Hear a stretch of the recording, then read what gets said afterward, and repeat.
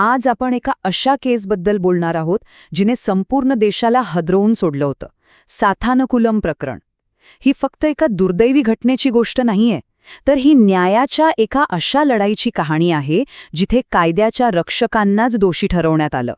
चला, या प्रकरणाची सुरुवात थेट त्याच्या शेवटच्या आणि सगळ्यात धक्कादायक निकालापासून करूया. विचार करा, 6 एप्रिल 2026 एकाच वेळी तब्बल 9 पोलीस कर्मचाऱ्यांना फाशीची शिक्षा सुनावण्यात आली. हो, 9 पोलिसांना. आणि या निकालाचं गांभीर्य किती होतं हे कोर्टाच्याच शब्दांतून स्पष्ट होतं. मदुराई कोर्टाने स्वतः या केसला दुर्मिळात दुर्मिळ प्रकरण असं म्हटलंय. म्हणजे विचार करा की गुन्हा किती भयंकर असेल. ठीक आहे, पण हा निकाल असाच एका रात्रीत लागला नाही. मग ह्या निर्णयापर्यंतचा प्रवास कसा होता? चला, या ऐतिहासिक निर्णयाचे तपशील जरा सविस्तर पाहूया. तर बघा, मदुराईच्या कोर्टाने शिक्षा कुणाकुणाला सुनावली? 1 पोलीस इन्स्पेक्टर, 2 सब इन्स्पेक्टर आणि 6 कॉन्स्टेबल.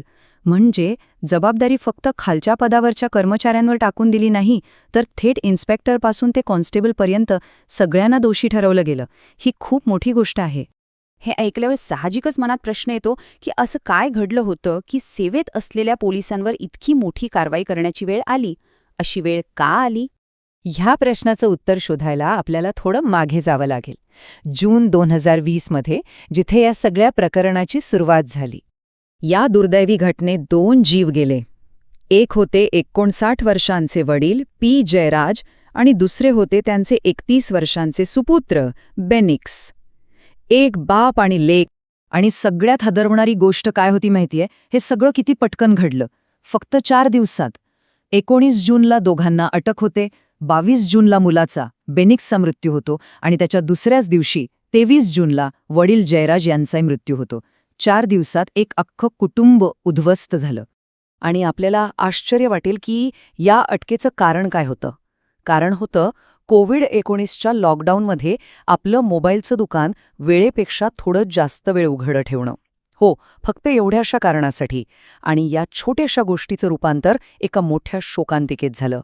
त्या पोलीस स्टेशनच्या आत त्या रात्री काय घडलं हे जेव्हा तपासात समोर आलं, तेव्हा अक्षरशः संपूर्ण देश हादरला होता.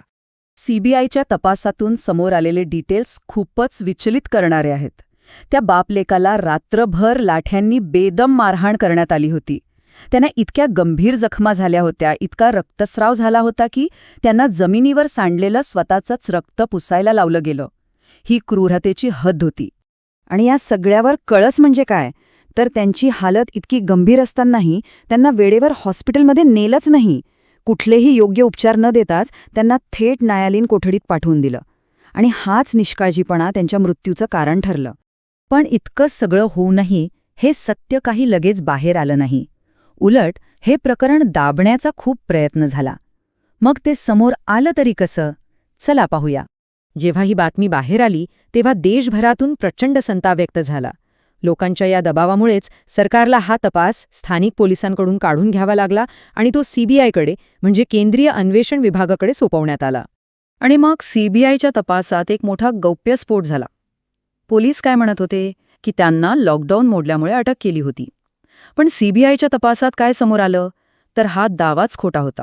म्हणजे अटकेचा कारणच बनावट होतं.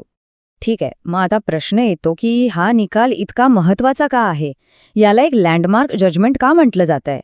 ह्या केसमुळे एक खूप गंभीर मुद्दा पुन्हा एकदा चर्चेत आला. तो म्हणजे कस्टोडियल टॉर्चर.